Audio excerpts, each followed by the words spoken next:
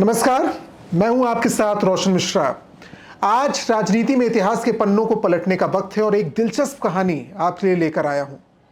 आज हम बात करेंगे पश्चिम बंगाल की मुख्यमंत्री, तृणमूल कांग्रेस की नेत्री और एक कद्दावर राजनेता, महिला राजनेता जो इस समय देश में है, ममता बनर्जी की राजनीति से जुड़ी एक दिलचस्प कहानी। और कहानी होगी एक ऐसी सीट की जहां 29 साल की उम्र में उस समय ममता बनर्जी ने खेला किया था। खेला होइबे जो आजकल वो और पिछले विधानसभा चुनाव जो पश्चिम बंगाल में 2021 में हुए थे, उस दौरान से जो खेला होइबे चल रहा है, जो इस चुनाव में भी एक स्लोगन के तौर पर है। तो पहला खेला किस साल में हुआ, कहां हुआ, ये आपको उम्र बताई। 29 साल की थी ममता बनर्जी।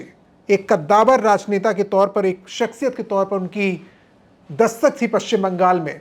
और उसके बाद लगभग 4 दशक होने को हैं जब ममता बनर्जी उसी तरीके से एक्टिव हैं। तो इस सीट की भी बात होगी क्योंकि ये सीट बड़ी दिलचस्प है। ये सीट है जादवपुर। जादवपुर इसलिए भी इस बार महत्वपूर्ण है क्योंकि 2024 लोकसभा चुनाव में 7वें और अंतिम चरण में जहां मतदान होना है जिन सीटों में, उसमें जादवपुर भी एक सीट है पश्चिम बंगाल की जहां पर मतदान होना है। तो जादवपुर की बात करते हैं, कहां पर खेला हुआ था और क्यों खेला हुआ था, बात इसकी भी। जादवपुर को बुद्धिजीवियों का गढ़ कहा जाता है पश्चिम बंगाल में। जो बांग्ला फिल्म इंडस्ट्री है उसका जो टॉलीगंज क्षेत्र है वो भी इसी जादवपुर में आता है। इसके अलावा जादवपुर की अपनी एक अलग पहचान हुई क्योंकि वहां एक दिग्गज राजनेता पहले लड़ते रहे, वो थे सोमनाथ चटर्जी। सोमनाथ चटर्जी एक फिगर के तौर पर स्थापित हो रहे थे। 2 बार वो चुनाव जीत चुके थे। हैट्रिक लगाने की तैयारी उनकी थी, लेकिन ये हैट्रिक रोकी किसने? ममता बनर्जी ने। 1984 में ममता बनर्जी ने यहां पर चुनाव लड़ने का फैसला किया। सांसदी का चुनाव था और यहां से जीत दर्ज की और एक तरीके से लेफ्ट की जो वाम मोर्चा सरकार थी उसकी चूल्हे हिला दी। उसके बाद सोमनाथ चटर्जी फैसला लेते हैं कि वो इस सीट से चुनाव नहीं लड़ेंगे जहां से वो 1977 से 1980 और 1980 से 1984 के दौरान सांसद रह चुके थे। लेकिन उसके बाद उन्होंने सीट बदली। यहां से हारने के बाद वो फैसला लेते हैं और बोलपुर सीट चले गए। तो सोमनाथ चटर्जी के बारे में भी थोड़ा यहां जिक्र कर लेता हूं। 7 बार सांसद रहे और किस तरीके से उसके बाद से लगातार वो 7 बार चुने गए बोलपुर से। और 2009 से 2014 यानी यूपीए 2 के कार्यकाल के दौरान वो लोकसभा अध्यक्ष भी रहे। ममता बनर्जी की बात फिर से करते हैं। 1984 में उन्होंने हालांकि चुनाव यहां से जरूर जीता, हैट्रिक सोमनाथ चटर्जी की रोक दी, लेकिन उसके बाद उन्होंने अपनी सीट बदली और वो कोलकाता दक्षिण यानी वेस्ट कोलकाता से चुनाव लड़ती हैं और लगातार वहां से जीत दर्ज करती हुई वो लोकसभा में बनी रहती हैं।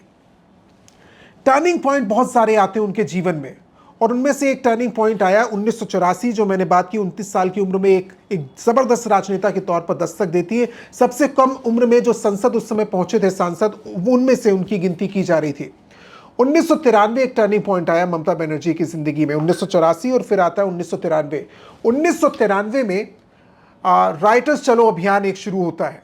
वाम मोर्चे की सरकार पश्चिम बंगाल में थी। कई तरह के आरोप, कई बार कांग्रेस पार्टी जो कि मुख्य विपक्ष के तौर पर वहां थी वो आरोप लगाती रहती है और वहां पर जो लोकल लीडर्स हैं वो उन आरोपों के चलते एक तरीके से अभियान चलाने की मुहिम शुरू करते हैं और उसका नेतृत्व कर रही थी ममता बनर्जी। ममता बनर्जी जिस तरीके से उनका कद बढ़ता जा रहा था उनके नेतृत्व में, राइटर्स चलो अभियान क्या था मैं आगे आपको बताऊंगा, जिसके चलते पूरी राजनीति चेंज हो गई पश्चिम बंगाल की भी और ममता बनर्जी की। लेकिन यहां होता कुछ ऐसा है कि जिस तरीके से कद बढ़ता है ममता बनर्जी का, वो कांग्रेस के जो स्थानीय नेता थे उनको नागवार गुजरता है और एक तरीके से खटपट होती है। और यहीं से वो तारीख आती है 1984, 1993 और आता है 1998। वो तारीख जब तृणमूल कांग्रेस का जन्म होता है। मां माटी मानुष के स्लोगन के साथ एक नई पार्टी बनाने का ऐलान करती ममता बनर्जी और उसके बाद वो किस तरीके से लेफ्ट के गढ़ को ध्वस्त करने जा रहा था वो आपने देखा 2011 में। लेकिन वो संघर्ष यही नहीं थमता है। तो वो संघर्ष कैसे आगे बढ़ा, वाम मोर्चे की सरकार में किस तरीके से उनकी अदावत चलती है, किस तरीके से वो अपनी ज़मीन तलाशती हैं, कांग्रेस से इतर होकर पश्चिम बंगाल में कैसे वो अपना किला मजबूत करती हैं, स्थानीय राजनीति को कैसे उठाती हैं, उस पर आने से पहले मैंने आपसे कहा था कि एक जो बड़ा टकराव देखने को मिलता है राजनीतिक तौर पर, क्योंकि पश्चिम बंगाल में जो खूनी संघर्ष है उससे सब वाकिफ है। खूनी संघर्ष यानी कि राजनेताओं कार्यकर्ताओं के बीच में जब भी पॉलिटिक्स वहां पर होती है तो कार्यकर्ता आपस में जो हिंसा का रूप अख्तियार करते हैं। 2021 में हमने देखा बीजेपी हारती और उसके बाद किस तरह से आरोप लगे वहां पश्चिम बंगाल सरकार पर भी और वहां के लोकल लीडर्स पर भी। ये खूनी संघर्ष का इतिहास बहुत पुराना है।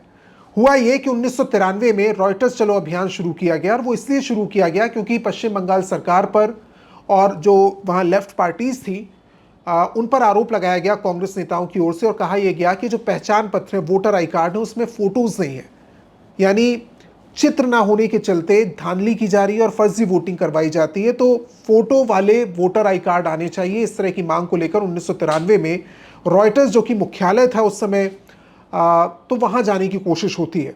लेफ्ट के नेताओं को घेरने की कोशिश यहां पर की जाती है, और उसका नेतृत्व कर रही थी, सांसद थी ममता बनर्जी। ममता बनर्जी के नेतृत्व में जिस समय यह अभियान शुरू होता है, और एक तरीके से पुलिस को लाठीचार्ज करना पड़ता है, पहले रोकने की कोशिश की गई, उसके बाद फायरिंग होती है और 13 कार्यकर्ताओं की मौत हो जाती है। उस समय के जो दृश्य है, जो लोकल जर्नलिस्ट है वहाँ के, उनसे अगर आप बात करेंगे तो बहुत सी तस्वीरें इस समय सामने नहीं आती, लेकिन उस समय मीडिया भी उस तरीके से एक्टिव नहीं था। मैं बात कर रहा हूँ जो वीडियो कंटेंट इस समय आप देख लेते हैं। ममता बनर्जी को बालों से घसीटते हुए पीटा गया, बहुत बुरी तरीके से पुलिस कार्रवाई वहाँ पर होती है, जिससे नाराज़ होकर ममता बनर्जी, कहा यह जाता है कि वो एक तरीके से कसम खाती हैं कि पश्चिम बंगाल से वाम मोर्चे की सरकार को जब तक उखाड़ नहीं फेंकती तब तक वो अपने बाल नहीं बांधेंगी। खैर, वो मूवमेंट किस तरीके से आगे चलता है, और उस मूवमेंट के बाद पश्चिम बंगाल में ममता बनर्जी का कद बढ़ता है, लेकिन एक नौबत आती है जब कांग्रेस से अलग रास्ता अख्तियार करती हैं वो। और ऐसे बहुत से नेता रहे हैं जिन्होंने कांग्रेस से अलग अपनी क्षेत्रीय पहचान बनाने की कोशिश की। आप अगर महाराष्ट्र में देखते हैं तो एनसीपी शरद पवार को देखते हैं, ऐसी पश्चिम बंगाल में ममता बनर्जी, जिन्होंने आखिर वो कर दिखाया, और 2011 में तृणमूल कांग्रेस अपने दम पर सत्ता पर आती है। यहां संघर्ष शुरू होता है नए तरीके से।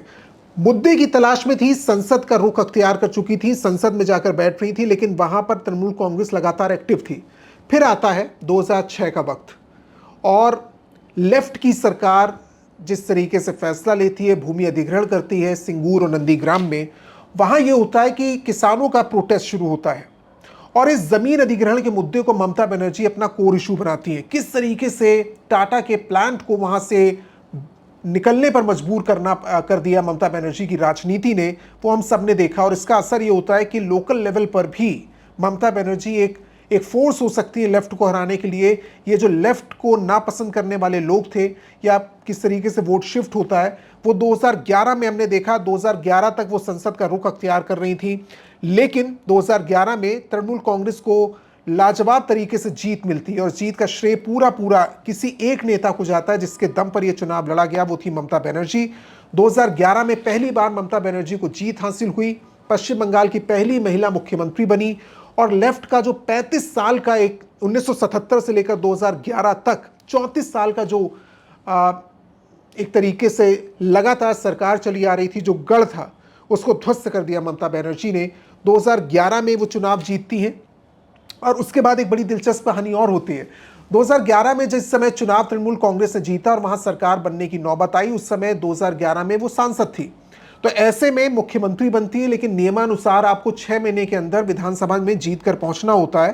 तो वो एक चैलेंज जरूर था, और ऐसे में भवानीपुर सीट के जो विधायक थे सुब्रत बख्शी, वो अपनी सीट खाली करते हैं, और ममता बनर्जी भवानीपुर सीट से जीत कर विधानसभा पहुंचती हैं। उसके बाद 2011, 2016, 2021 में वो लगातार चुनाव जीती, और मुख्यमंत्री इस समय बनी हुई है। इस समय करंट मुख्यमंत्री हैं। और 2021 का चुनाव पहली बार ऐसा हुआ कि लेफ्ट और कांग्रेस के अलावा, और तृणमूल कांग्रेस के अलावा, एक उभरती हुई ताकत जो ममता बनर्जी के लिए चुनौती बनी, वो थी बीजेपी। बीजेपी जीत नहीं पाई, लेकिन बीजेपी ने कैडर को मजबूत करने में और संगठन को मजबूत करने में पूरा जोर दिया। और ममता बनर्जी के लिए इस समय जो सबसे बड़ा चैलेंज है, या ममता बनर्जी की राजनीति को अगर आप देखें तो जिस तरीके से खुले तौर पर वो विरोधियों को अटैक करती हैं, उसमें वो सीधे अब बीजेपी का नाम लेती हैं। 2019 के लोकसभा चुनाव में बीजेपी ने अच्छा खासा डेंट किया। इस बार क्या आकलन है राजनीतिक विश्लेषकों का, वो बड़ा दिलचस्प है कि इस बार कांटे की टक्कर होने वाली है, और शायद टीएमसी से ज्यादा सीटें बीजेपी जीत सकती है।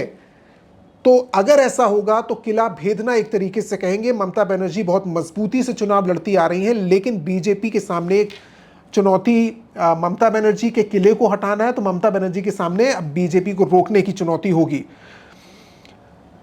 अब राइटर्स चलो अभियान को आपने देखा, और उसके बाद हमने देखा 2011 में वो सत्ता में आ चुकी हैं। अब इस समय चुनौती ममता बनर्जी के सामने है कि किस तरीके से वो अपने किलों को मजबूती से बरकरार रख पाती हैं।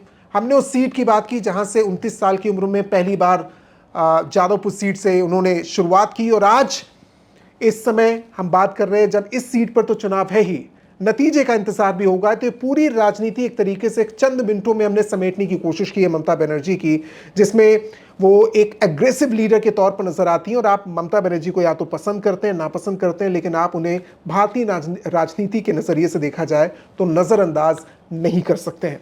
उम्मीद करते हैं आज की ये कहानी एक सीट की, एक नेता की आपको पसंद आई होगी। नमस्कार।